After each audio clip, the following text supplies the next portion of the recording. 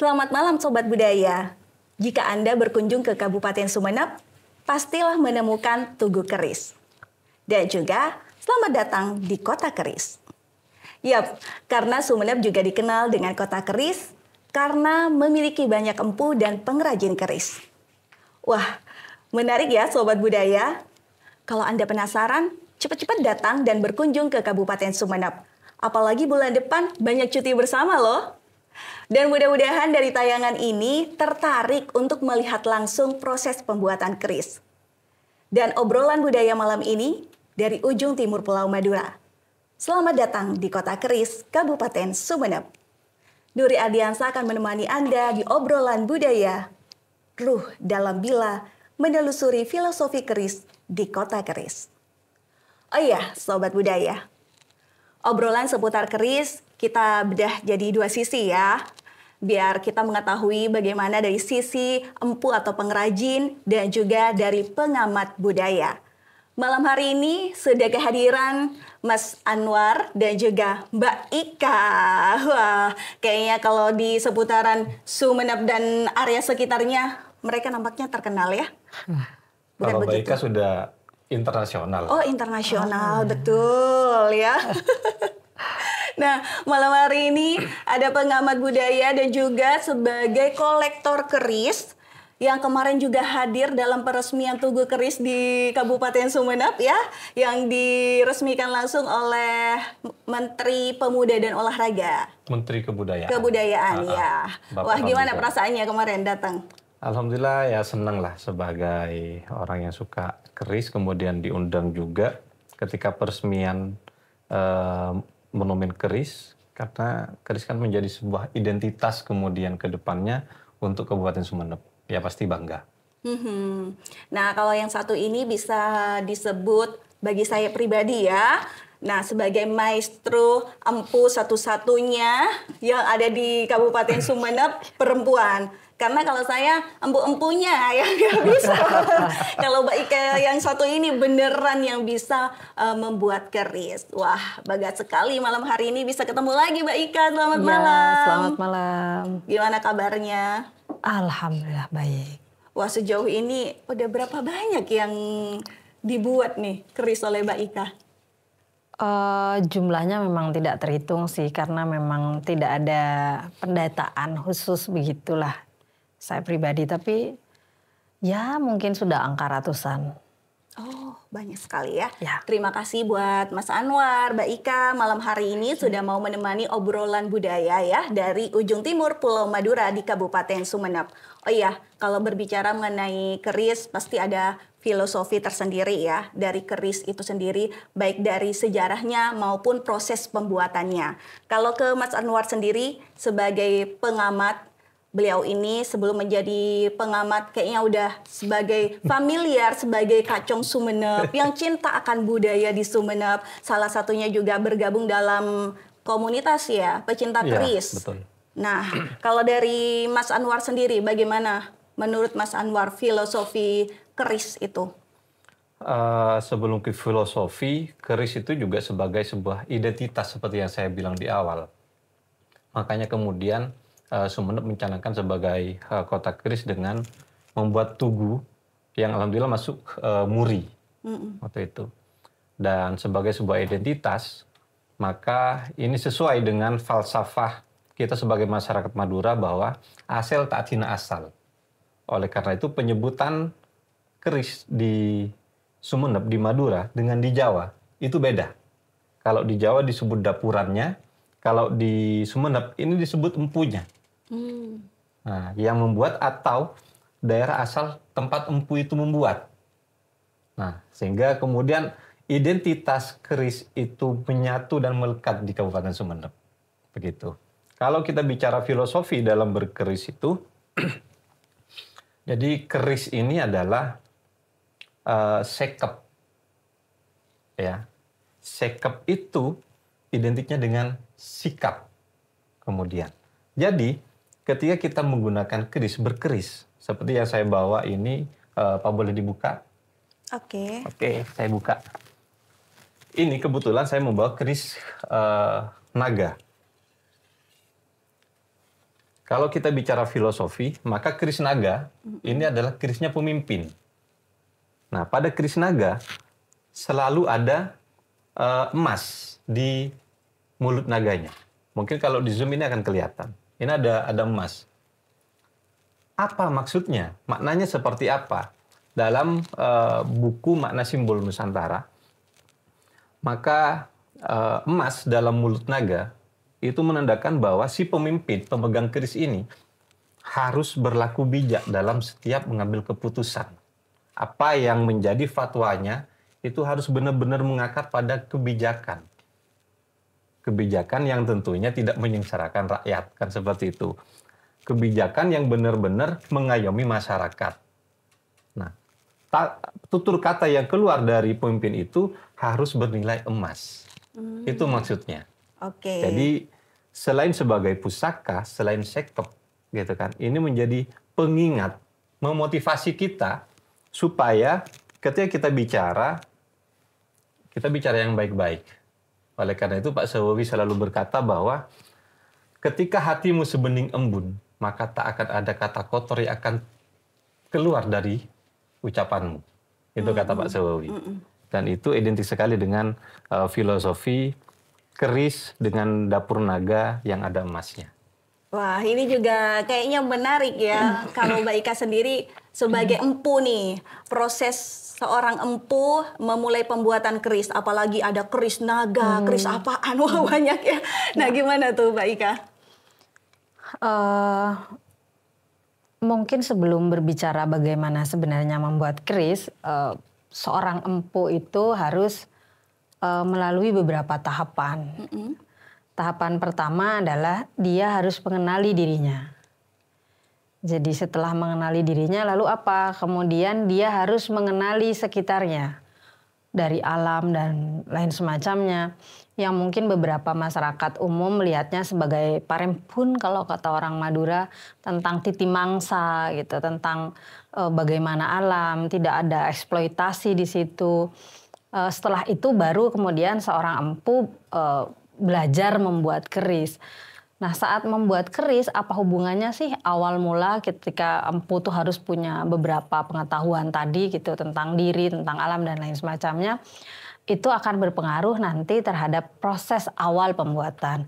Jadi saat seseorang memesan keris, maka perlu ditanyakan dulu, oh lahirnya hari apa, terus kemudian secara karakter dia seperti apa, terus kemudian apa harapan yang akan diwujudkan dengan perantara memiliki keris ini gitu. Jadi seorang empu harus sedikit banyak mungkin secara modern belajar tentang psikoanalisa gitu. Bahwa dia harus belajar tentang psikologi tentang seseorang gitu. Makanya sebelum jadi empu tadi prosesnya dia harus mengenali diri sendiri gitu. Karena ibarat kata kita membuat pendamping untuk seseorang yang akan mendampingi, yang akan memberikan pengaruh baik secara psikologis, memberikan semangat, harapan, dan lain semacamnya.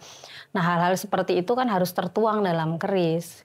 Jadi, kalau empu tidak punya kemampuan untuk menganalisa psikologi seseorang, gitu, maka pesannya tidak akan sampai. Iya, kalau Mbak Ika sendiri bagaimana mengenali diri sendiri sebagai seorang empu? Awal-awalnya tuh, oh ya saya mampu nih membuat keris, bagaimana tuh? Awalnya mungkin tidak seribet itu ya, karena memang pengetahuan itu didapat setelah berjalannya waktu. Yang awal pasti kita hanya belajar teknik. Bagaimana membuat keris, cara prosedur, pakem, aturan main dalam membuat keris, itu mungkin yang dipelajari terlebih dahulu.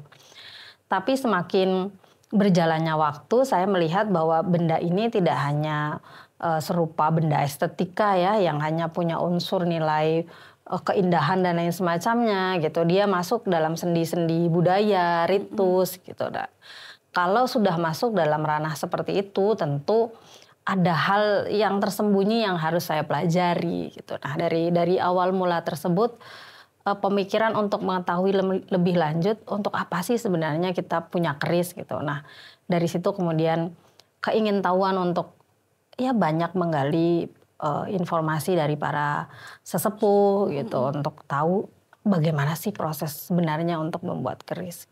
Tapi kalau seorang empu itu yang membuat keris memang dari turunan-turunannya sendiri ataukah memang orang yang tertarik dengan keris tapi dia pengenlah membuat keris, apa memang khusus nih dari atas-atasnya sudah pembuat keris memang turunannya gitu, garis turunan?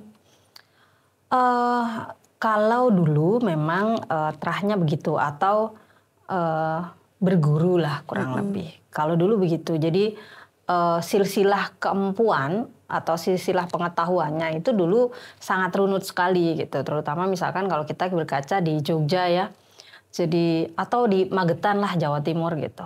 Ada Empu Mageti 1, 2 berikutnya. Nah itu juga punya silsilah setidaknya bukan hanya keturunan tetapi keilmuannya. Dia diturunkan dari siapa. Tapi belakangan ini karena dunia sudah seterbuka ini, pengetahuan seluas mungkin dibuka untuk banyak orang.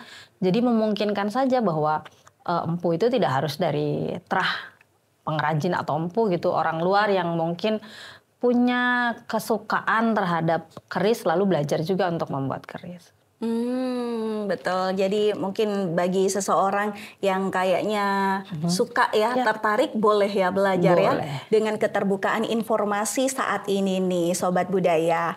Nah kalau keris sendiri, keris itu kan entah dari mana mungkin bisa dijabarkan secara luas atau diinformasikan kepada Sobat Budaya asal usulnya gitu. Keris itu ada. Ini juga kan berkaitan dengan budaya kita kan. Kalau dulu mungkin orang-orang tua pada zaman dahulu sekep itu keris. Kalau sekarang kan bisa jadi lain gitu. Bisa apa saja. Monggo silakan. Kalau saya melihatnya penamaan keris sendiri kan secara epistemologi mungkin kita bisa telusuri ya gitu. Diambil dari bahasa apa, kemudian menyebarnya bagaimana. Tetapi yang justru menarik gitu adalah bagaimana pergantian zaman hari ini. Jika dulu dia digunakan sebagai sesuatu yang sakral karena dia masuk dalam ritus, tradisi gitu. Misalkan seseorang yang mau menikah dia harus punya keris dan lain semacamnya. Tapi hari ini kan mulai bergeser ya. Gitu. Orang menikah lebih memilih menggunakan wardrobe yang itu isinya bukan tentu keris gitu.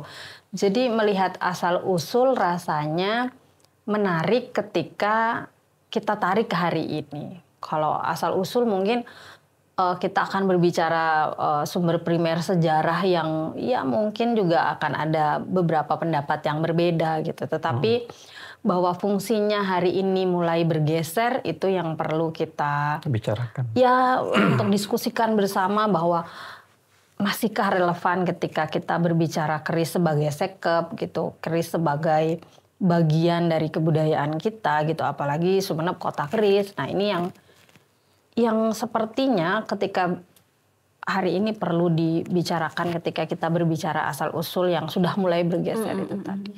Asal usul yang sudah mulai bergeser dan juga mungkin maknanya ya. Ya. Maknanya juga pun bergeser. Jadi kebetulan kan anak sudah berapa? 4 ya. Ada yang Gen Z dan Gen Alpha? Baru umur berapa, masih SD kan? Iya. Jadi saya dan Ika itu mencoba memulai menghidupkan kembali budaya masa lampau dalam berkeris. Jadi 3 anak pertama itu keris pertamanya itu karyanya Bu Ika. Semuanya. Dan di sini saya juga mau pesan untuk anak yang keempat ini. Gitu loh. Jadi supaya komplit dan kita tidak menjadi istilahnya kempang asalin ropa tetireng manca.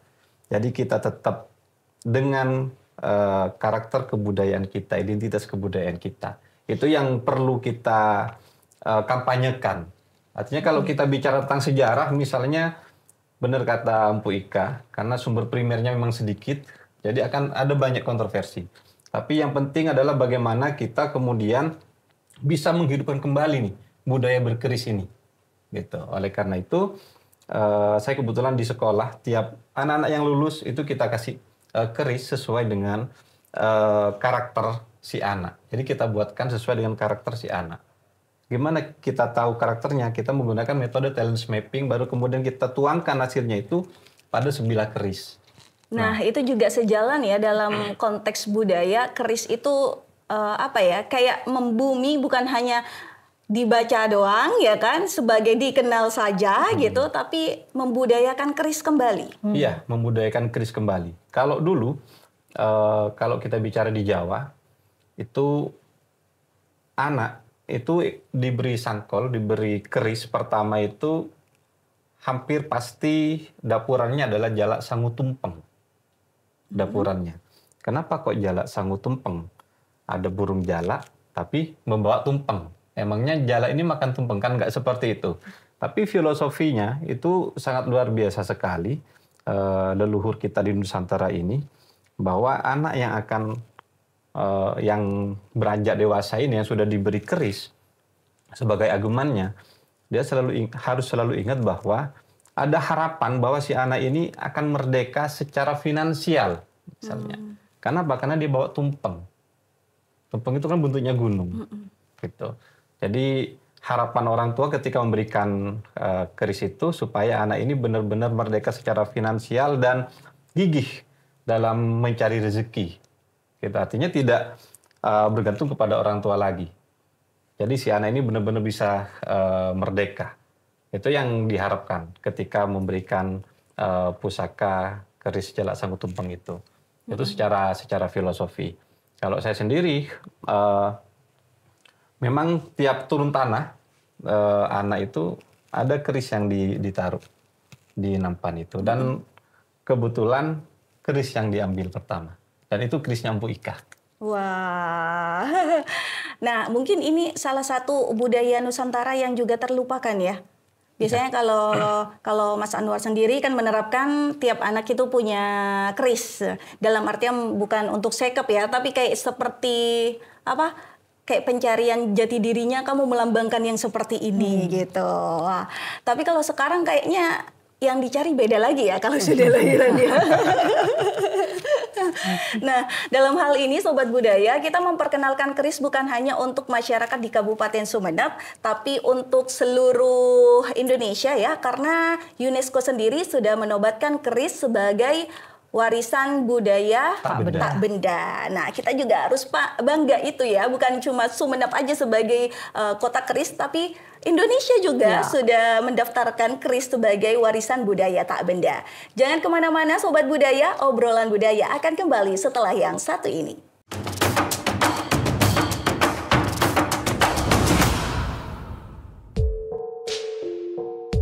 Ini Indonesia. Keris adalah senjata tikam gugusan belati yang termasuk salah satu budaya khas Nusantara.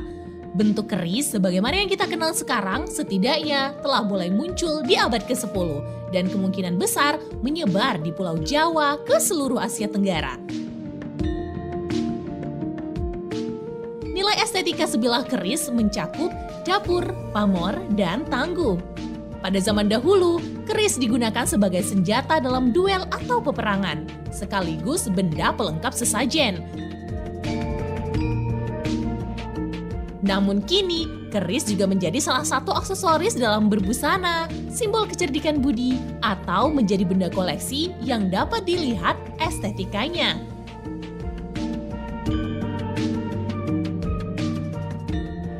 Keris Indonesia telah terdaftar di UNESCO sebagai warisan kecerdikan budi dunia non-bendawi manusia sejak 2005.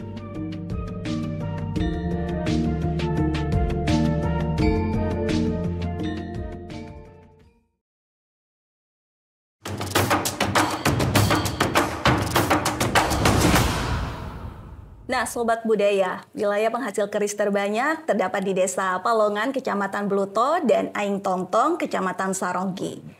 Desa Aing Tongtong dapat menjadi daerah penghasil keris terbanyak karena diyakini bahwa di wilayah itu pernah memiliki tokoh sebagai guru Raja Sumeneb dan empu yang terkenal di Sumeneb. Sedikit informasi bagi Anda semuanya yang tadi Nuri ajak untuk jalan-jalan ke Sumeneb ya, untuk melihat langsung bagaimana proses pembuatan keris.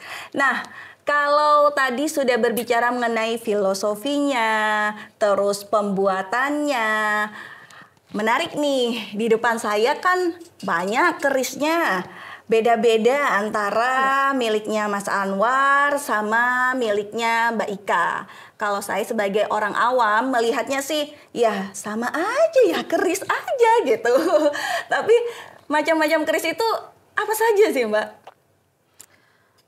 Kalau dapur itu adalah istilah bentuk. Bentuk pada keris itu namanya dapur.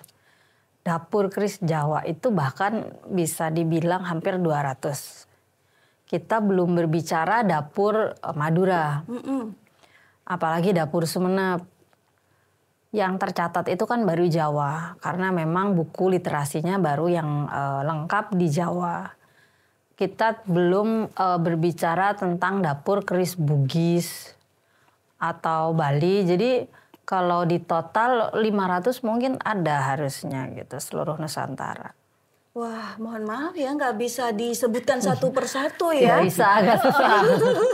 Durasi panjang. Ya, tetapi dapur keris yang populer bahkan saat era kolonial itu adalah salah satu keris Karangtua di Sumeneb. Itu bahkan 1840-an masih banyak dicari di era kolonial Belanda.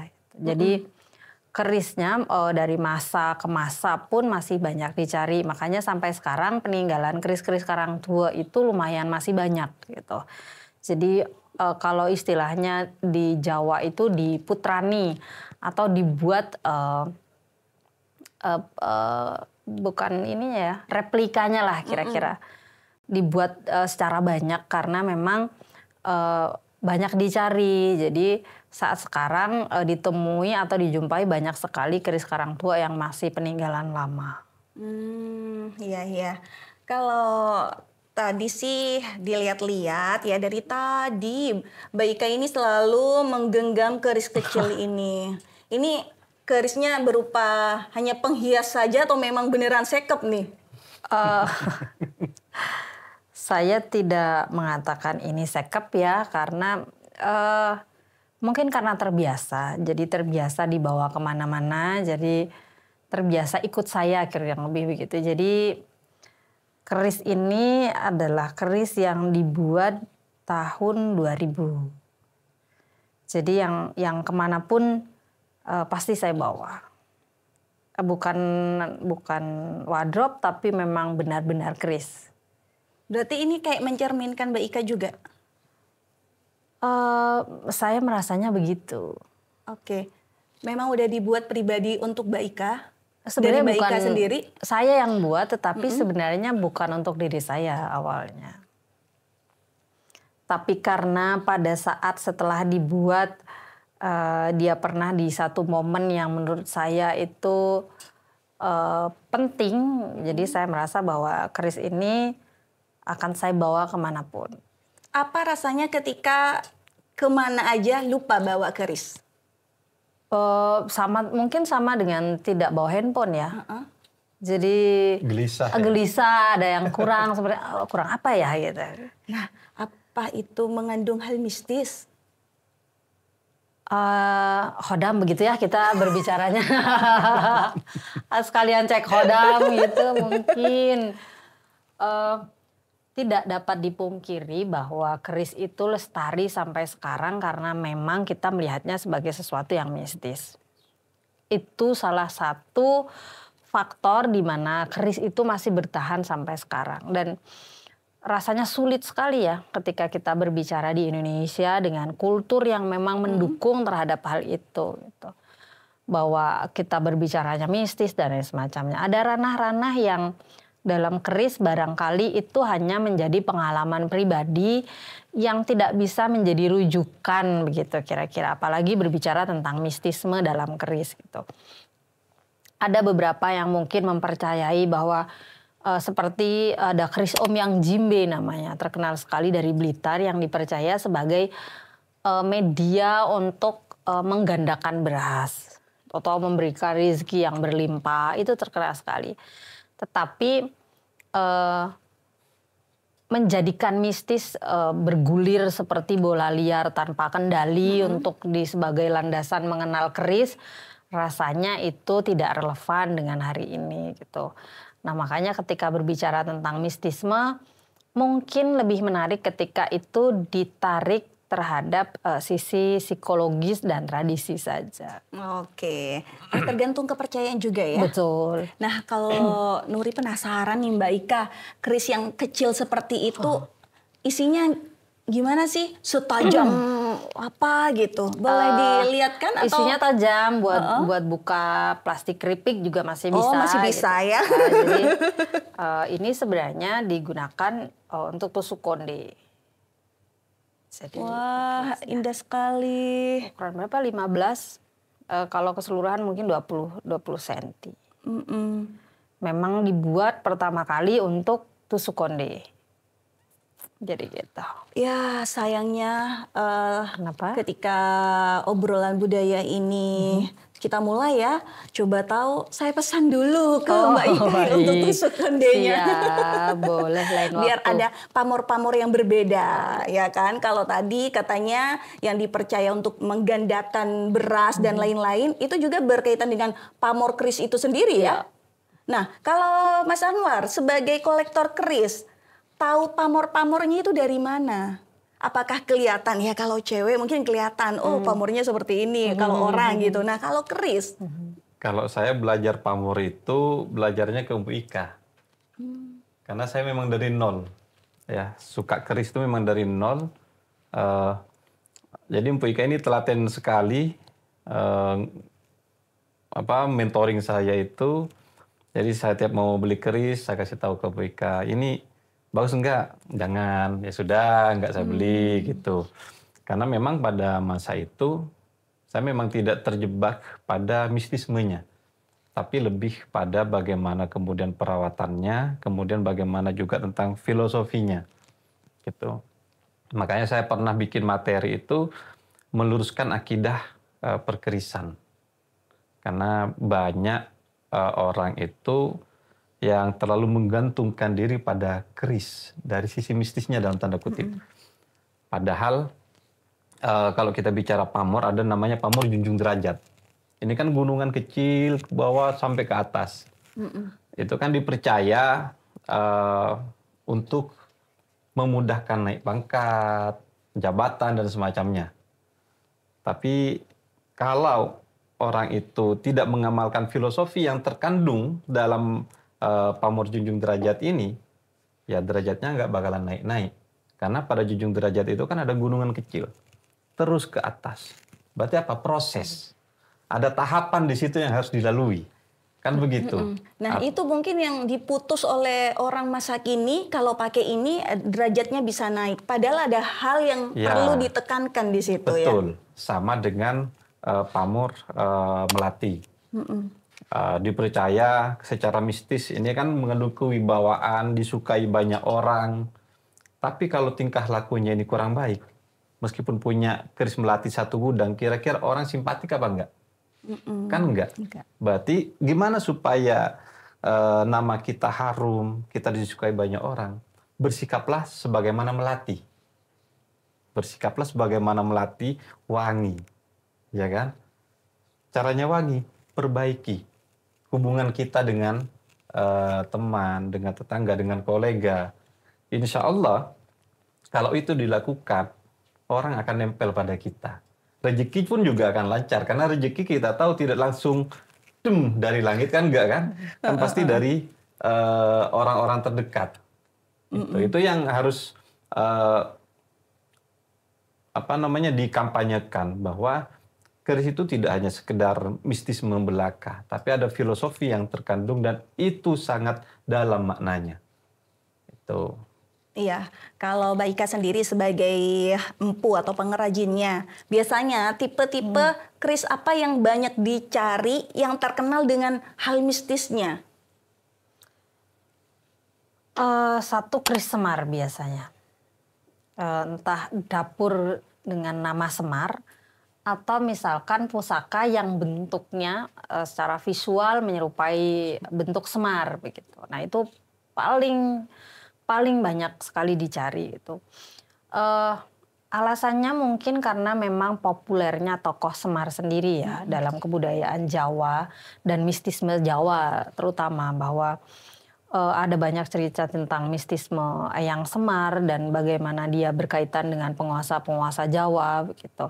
Nah, hal ini yang kemudian juga mempengaruhi terhadap beberapa pilihan gitu. Orang seringnya ada keris Semar enggak gitu. Nah, pasti itu sering sekali disebut, atau misal keris-keris yang lekat sekali dengan cerita tutur.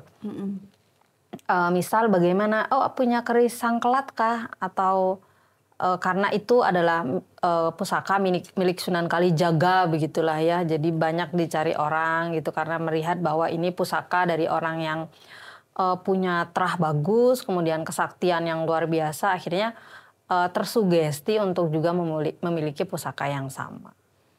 Ya, kalau berkaitan dengan hal-hal mistis, kerisnya yang banyak dicari Semar, itu kayak ada ritualnya sendiri nggak sih untuk merawat keris itu? Ada 2 jenis sebenarnya ritual itu. Satu adalah ritual yang dilakukan pengrajin gitu atau empunya.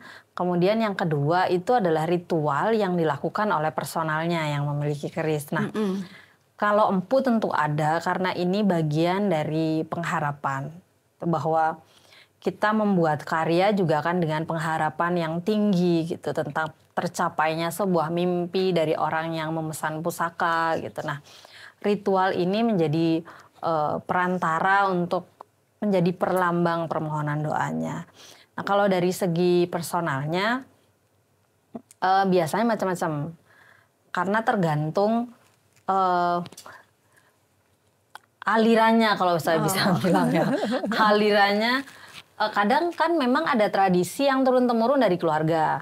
Misal saya pernah punya pemesan bahwa karena mungkin Chinese dan keluarganya mengagungkan sekali Ganesha, karena kebetulan juga keyakinannya Buddha.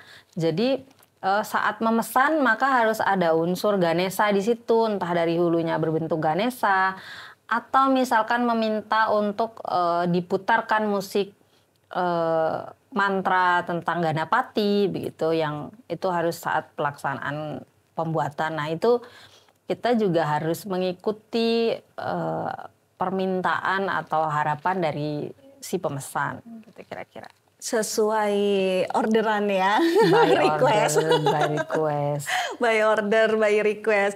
Kalau di depan kita nih ada 4 keris, cuma Nuri nggak tahu nih ini motifnya apa, pamornya apa, boleh dijelaskan. Kalau yang miliknya Mas Anwar boleh diambil juga dijelaskan. Kalau miliknya Mbak Ika boleh juga kasih spill dikit-dikit dulu dong, macem-macemnya. Kita spill yang ini ya. Iya. Ini juga kebetulan karyanya Bu Ika. Jadi saya ada siswa namanya Vela. Dia mendesain sebuah keris, kemudian diwujudkan menjadi keris yang sesungguhnya oleh Bu Ika. Jadi keris yang dibuat Vela itu kan ada narasi tentang sebuah hewan mitologi Yunani namanya Fintan. Fintan ini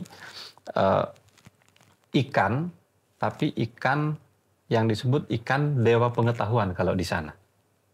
Nah, sehingga kemudian bentuk dapurannya pun juga motifnya ini ikan tapi juga ngemut emas istilahnya. Ini perlambang bahwa kita harus tekun dalam mencari ilmu. Ikan kemudian ini adalah simbol-simbol ombak. Jadi seganas apapun ombak, sesusah apapun dalam mencari ilmu, kita harus tetap tekun. Sehingga kemudian kita bisa mencapai cita-cita yang diharapkan. Gitu. Bukankah anak-anak itu kan pasti lahir, sekolah, mereka punya cita-cita. Nah, supaya cita-citanya itu tercapai, harus ada ruh semangat di dalam diri si anak. Oleh karena itu dalam lagu kebangsaan kita, bangunlah jiwanya baru raganya.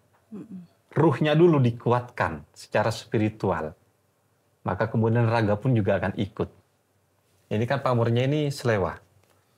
Yang sisi yang sebelahnya ini Ngulit Sumengko ya, Baika. kulit semongko.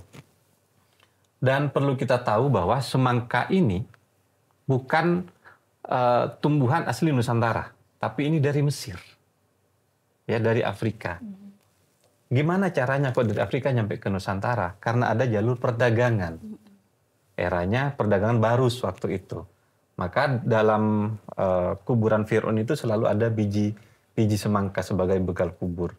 Artinya apa? Pemegang keris ini harapannya adalah dia bisa membuka jaringan. Nah, membuka jaringan untuk apa? Untuk menopang kemudahan apa yang ia cita-citakan. Karena dalam Al-Quran itu sudah dijelaskan bahwa kunci sukses itu isbiru wasobiru warobitu watakullah. Isbiru pertama sabar, ya kan? Namanya meniti karir ini kan pasti banyak halangan. Wasobiru kemudian ulet, tekun dia. Warobitu berjejaring. Nah, ini simbolnya. Kulit semongko itu. Baru kemudian watakullah.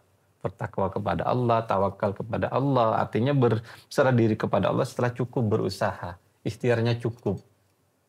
Nah, sehingga kemudian ini bisa menjadi simbol pengingat bagi si pemegang.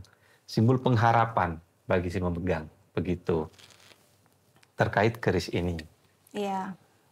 Jadi memang setiap keris itu mengandung filosofinya yang luar biasa ya bagi si pemegangnya sendiri. Betul. Nah, untuk yang Mbak Ika boleh spill satu yang mungkin bisa diceritakan juga pamornya. Iya. Yang mana? Mungkin ini ya. Ini adalah keris yang dibuat saat G20. Jadi saya diminta oleh Museum Macan menjadi salah satu seniman yang berpartisipasi, yang kemudian bekerja sama dengan lembaga Inggris, waktu itu British Council, kemudian diminta untuk membuat keris. Gitu. Waktu itu tema besar, salah satu tema besar di G20 adalah tentang kemandirian kesehatan kita. Gitu. Nah, akhirnya saya teringat tentang sebuah kebudayaan yang masih bertahan sampai sekarang. Di Aing Tong Tong itu saat orang terkena sengatan bisa dari hewan yang beracun, misalkan kalajengking dan lain semacamnya, itu tidak langsung dibawa ke puskesmas atau tempat-tempat kesehatan lainnya, tetapi menggunakan beberapa pusaka yang itu dipercaya dan terjadi begitu untuk menyembuhkan bisa racun ini. Gitu. Nah, jadi narasi itu yang kemudian saya angkat, bagaimana sebenarnya ketika kita melihat pengobatan tradisional begitu, orang-orang luar melihatnya ini pengobatan alternatif gitu ya. Padahal bagi masyarakat yang meyakini ini justru puskesmas dan lembaga-lembaga kesehatan itulah yang sebenarnya pengobatan alternatif begitu. Nah, kisah-kisah tentang bagaimana keris menjadi sumber pengobatan ini yang kemudian membuat saya menghasilkan karya ini. Jadi ini sebenarnya adalah keris Luk 13. Mungkin beberapa orang akan mencari keris ini dengan kelokan 13. Dengan pamor, kalau diamati ini adalah pamor bireh. Bireh itu adalah salah satu pamor yang punya cerita bahwa dia punya, orang Madura bilangnya komantin, punya sebuah pengaruh secara kesehatan begitulah. Jadi keris yang dipercaya berpamor bireh itu jika tergores sedikit itu biasanya akibatnya fatal, kira-kira begitu. Nah, ini juga akhirnya dibuatlah keris dengan Luk 13 dengan pamor bireh untuk melambangkan sebuah spirit kesehatan tradisional yang sepertinya kita lupakan hari ini. Nah, yang selanjutnya mungkin boleh spill juga nih Mbak Ika. Aduh. Kalau yang satu ini kayak indah banget gitu ya, detail-detailnya. Kalau yang satunya ini keris dari 2018 sebenarnya. Dipamerkan di Cemeti Art Center, kalau nggak salah namanya, tapi kita panggilnya di Cemeti sih. Sebuah galeri seni kontemporer di Jogja. Dan ini pertama kali saya membawa keris di pameran seni kontemporer. Dan ini unik sekali ya, ternyata di Iya. depannya langsung ada kuda nih. Ya, nah salah satu sarung keris atau warangka keris yang terkenal sekali dan banyak digemari di Sumeneb adalah motif kuda, Mega Remeng. Jadi kuda terbang itu menjadi populer sekali di Sumeneb, termasuk berpengaruh juga di bentuk warangka. Nah kalau ini adalah hulunya namanya opsir. Dan lagi-lagi ada motif kuda di situ. Ya? Gitu. Nah kerisnya sama dengan yang tadi di Mas Anwar. Dia juga punya selewah. Jadi satu bilah. Bagian belakang tidak berpamor, tidak bermotif, nah lalu depannya ada bilahnya. Kalau yang ini bedanya dia lurus ya Mbak Ika, kalau Ya. tadi kan berliku. Betul, kalau ini keris lurus. Keris yang banyak dijumpai di Sumeneb.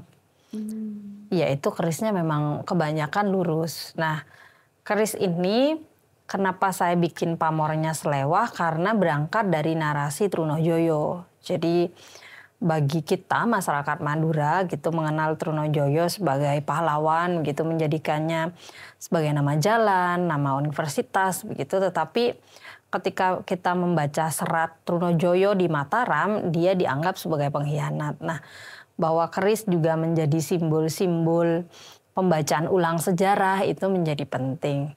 Narasi tentang sejarah yang bagi beberapa pihak berbeda dengan pihak yang lain itu menjadi diskusi yang menyenangkan gitu. Apalagi kemudian medianya adalah keris. Saya rasa itu menjadi jembatan yang cukup menarik. Makanya kemudian diciptalah keris dengan dapur lurus, pamornya selewah, jadi sebelah-sebelahnya berbeda sebagai perlambang bahwa citra seorang tokoh besar Madura Trunojoyo di mata masyarakat Madura dan di mata masyarakat Mataram gitu. Kurang lebih begitu cerita asal muasal dari keris ini. Iya, kalau mungkin spill lebih dekat, memang berbeda ya. Keris Ya. yang lurus sama yang berbelok-belok. Itu namanya look. Berloop. Loop. Nah, kalau mungkin dari segi pembuatannya, mana yang jauh lebih rumit? Dua-duanya rumit ya. Kalau yang berkelok kita harus memastikan bahwa dari semakin ke atas dia harus semakin runcing. Nah kelokannya berarti semakin kelokan atau look berikutnya harus semakin kecil, mungkin itu yang menjadi rumit. Dan kalau yang lurus kita justru tantangannya tidak punya bantuan visual untuk melihat keindahannya. Kita fokusnya pada bentuknya saja. Kalau dia tidak presisi akan terlihat sangat jelas. Kalau itu keris lurus. Jadi kalau look mungkin kita masih bisa dibantu secara visual lekukannya, tetapi kalau lurus salah sedikit maka akan terlihat. Misal di keris itu ada namanya condong leleh, kecondongan pada keris. Nah kalau condong lelehnya akan bergerak terlalu nunduk, itu akan berpengaruh di warangkanya nantinya dan itu akan terlihat jelas bagi orang yang paham dan mengerti keris. Biasanya proses tahapannya itu memakan waktu berapa lama Mbak Ika dengan tingkat kesulitan yang mungkin seperti yang satu ini kerisnya ya, yang semakin berbelok semakin ke atas itu kayaknya memang harus presisi ya. Yes, betul. Kalau saya dengan pembuatan paling sederhana, paling cepat itu 2-3 minggu.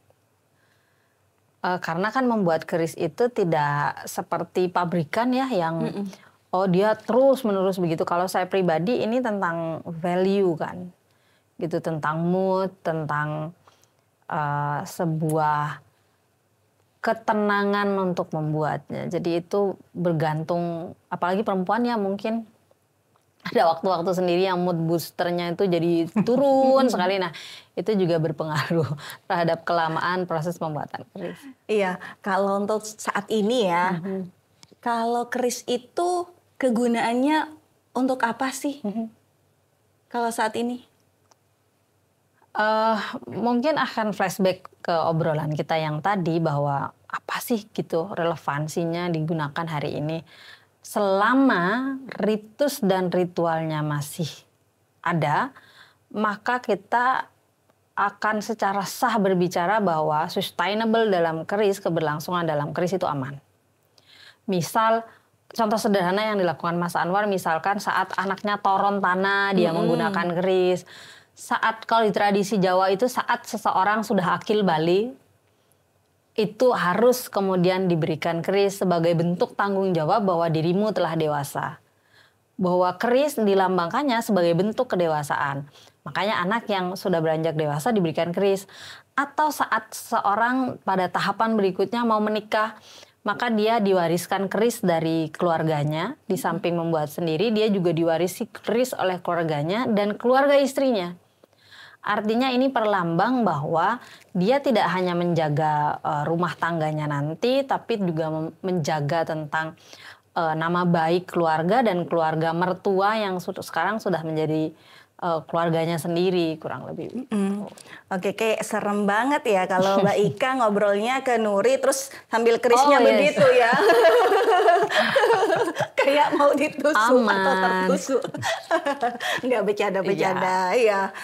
Menarik sekali untuk keris sendiri karena memang relevansinya ternyata sampai saat ini masih oke. Cuma bagaimana kita sebagai generasi selanjutnya untuk selalu mengenalkan budaya berkeris yang masih relevan. Terus juga mengenal mistisnya ada. Tapi kalau kamu tidak pengen yang mistis-mistis, ada juga. Tadi sudah dijelaskan oleh Mas Anwar. Ya, bagaimana relevansinya keris untuk saat ini digunakan untuk generasi selanjutnya? Kita akan kembali setelah yang satu ini.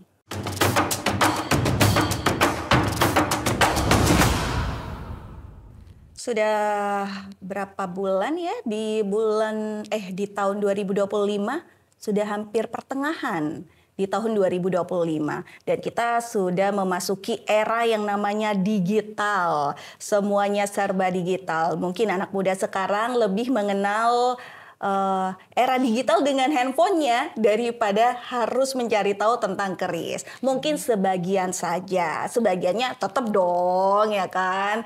Nah, relevansinya keris saat ini kepada anak muda itu gimana sih Mas Anwar?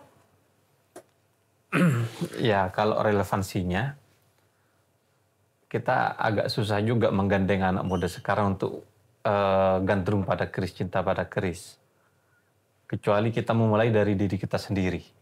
Gitu. Dari lingkungan kita sendiri untuk mengangkat kembali keris sebagai bagian dari kehidupan sehari-hari. Itu karena kalau kita kemudian bicara mistisme kepada generasi muda sekarang, maka itu akan susah untuk berhasil. Makanya pendekatan filosofi itu yang harus diutamakan. Pendekatan simbol-simbol yang harus dilakukan kepada generasi muda. Nah, seperti yang saya katakan di awal, harus dimulai dari lingkungan kita sendiri. Kita memberi contoh sehingga kemudian orang lain itu, oh kok keren. Gitu. Artinya ketika orang bilang kok keren, lihat orang berkeris, berarti berkeris bukan menakutkan, tapi keren. Nah, narasi-narasi kebanggaan seperti itu yang harus kita sebarkan, kita kampanyekan. Bahwa berkeris ini keren. Gitu, berpusaka itu dengan keris, bukan dengan linggis misalnya. Seperti itu. Jadi orang, kalau dulu mungkin Mbak Nuri itu ketika orang tuanya pegang keris, Mbak Nuri mau lihat, kemungkinan besar dilarang. Jangan, ini berbahaya dan semacamnya. Sehingga itu memutus kecintaan generasi pada keris itu sendiri. Nah, oleh karena itu sekarang ayo kita bersama-sama mengkampanyekan keris ini adalah bagian dari keseharian kita. Jadi sama seperti Mpu Ika misalnya kemana-mana bawa keris, kalau nggak bawa itu serasa gelisah. Saya pun juga demikian. Jadi kemana-mana itu pasti bawa keris juga. Kadang bawa satu, kadang bawa dua gitu. Dan anak saya pun kadang ketika jalan-jalan dia bawa keris juga, kerisnya Mpu Ika gitu. Yang dibikin oleh Mpu Ika untuk yang diambil ketika turun tanah. Itu bagian dari mendekatkan dan mengenalkan.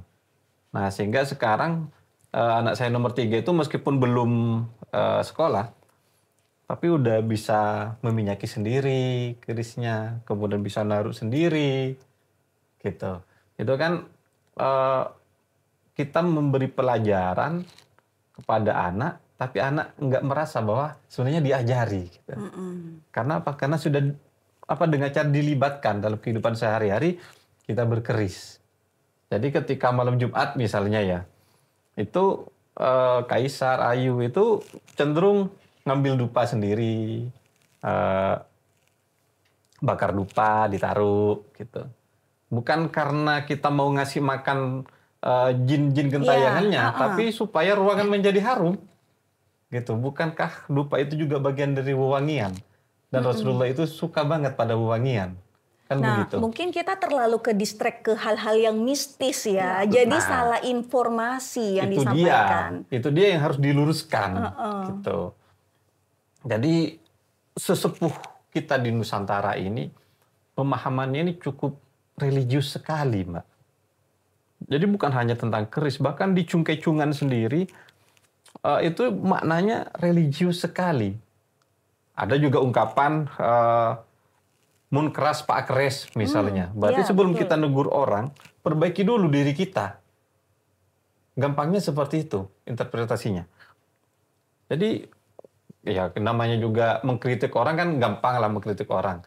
Tapi bagaimana kemudian sebelum mengkritik perbaiki dulu diri, itu yang susah. Nah makanya ada ungkapan mun keras pak keres. Gitu. Keras boleh, tapi kamu harus bertuah juga. Harus bijak juga kamu. Gitu. Istilahnya begitu. Jadi kalau untuk generasi muda, kalau saya mengkampanyekannya adalah pendekatan secara filosofi. Mengenalkan keris di sekolah-sekolah, itu juga penting. Memasukkan keris dalam muatan lokal pendidikan di Sumeneb, itu pun juga penting. Gitu. Oleh karena itu, saya kebetulan juga sempat nyusun buku tentang keris. Di keris itu saya tidak di buku itu saya tidak menekankan tentang tuahnya ini akan bisa seperti ini dan seperti ini, tapi menggunakan pendekatan filosofi. Dan ketika kita bicara tuah, kalimat depannya itu pasti jikalau Tuhan berkehendak, jikalau Allah berkehendak, sehingga tidak meniadakan Allah dalam hal ini. Jadi kita berketuhanannya tetap, berkerisnya pun masih jalan. Iya gitu. benar. Bagaimana cara pandang seseorang atau Gen Z saat ini atau generasi saat ini tentang keris itu bagaimana kita cara menyampaikan informasinya secara benar ya. Betul. Yang pasti keris itu mengandung filosofi dan makna mendalam serta mengandung religius, bukan hal-hal yang mistis. Itu mungkin ya karena jalur yang salah ya. Betul. Para pendakwah dahulu juga berdakwahnya pendekatan juga dengan keris. Para wali songo berkeris. Di Pamekasan ini ada namanya Mpu Keburu Rambat. Keburu Rambat ini santri dari Ke Omro. Ke Omro ini famili dari, kalau tidak salah familinya Ke Begenden. Itu kan sama-sama membuat jenengan, membuat keris gitu lah. Jadi melakukan pendekatan budaya terhadap masyarakat untuk menyebarkan syiar Islam. Dan ini pernah dicontoh oleh seorang misionaris Kristen. Dia bikin handle-nya pun juga menggunakan bentuk Bunda Maria misalnya. Kemudian ada handle-nya juga bentuknya Noni Belanda. Jadi kan upaya bahwa orang Eropa pun juga berkeris supaya mudah masuk dari sisi kebudayaan kepada masyarakat di Sumeneb khususnya. Tapi sayangnya misi mereka tidak berhasil dalam mengkristenkan masyarakat di Sumeneb. Akhirnya yang dari Sumeneb ini dibawa ke Jember. Dibuatkanlah Injil yang berbahasa Madura. Baru mereka masuk Kristen di sana. Tapi di sini, di bumi Madura, di Sumeneb, mereka tidak berhasil. Oke, kalau ke Mas Anwar lebih bagaimana informasinya yang disampaikan kepada generasi saat ini ya. Tapi kalau ke Mbak Ika, bagaimana mengestafetkan pembuatan kerisnya gitu. Adakah nanti muncul Ika selanjutnya? Saya berharapnya begitu ya. Tetapi karena ini tidak hanya karena dunianya dinominasi oleh maskulinitas ya atau kebanyakan laki-laki gitu. Tetapi ini adalah jenis pekerjaan saya bilangnya juga yang cukup sulit sekali. Bahwa Misal saya baru menyadari beberapa anatomi tangan saya itu mulai sedikit berotot gitu. Karena tiap hari mungkin memegang benda-benda yang berat gitu. Atau misalkan kalau di perapian kalau pakai skincare bagus pun juga akan meleleh gitu. Jadi dengan sebuah kriteria perempuan masa kini yang sudah seglamor itu, saya kok merasa agak sulit, ada yang akan menekuni, tetapi itu tidak menghapus harapan bahwa ke depannya semoga saja gitu akan ada perempuan-perempuan yang berani nyebrang di jalur yang tidak semestinya lah mungkin gitu. Ya nggak underestimate, Ya, berharap masih ada pasti. perempuan-perempuan yang walaupun skincarean dia bisa membuat keris ya. Betul. Wah itu lebih panas dari matahari loh Mbak Ika. Banget. Wah banget, apresiasi tentunya buat Mbak Ika yang sampai saat ini yang aku kenal, Nuri kenal sebagai satu-satunya perempuan yang masih membuat keris ya. Masih. By order, by request ya. Yes, itu tetap. Ya, terima kasih juga buat Mas Anwar, Mbak Ika yang malam hari ini menemani obrolan budaya. 1 jam ini semoga bermakna bagi Anda, Sobat Budaya yang telah menonton obrolan kita atau tayangan kita malam hari ini. Dari ujung timur Pulau Madura, terima kasih banyak Nuri sampaikan kepada Anda semua. Selamat malam, selamat beristirahat. Terima kasih semuanya. Yuk, kita pamit dulu yuk. Bye.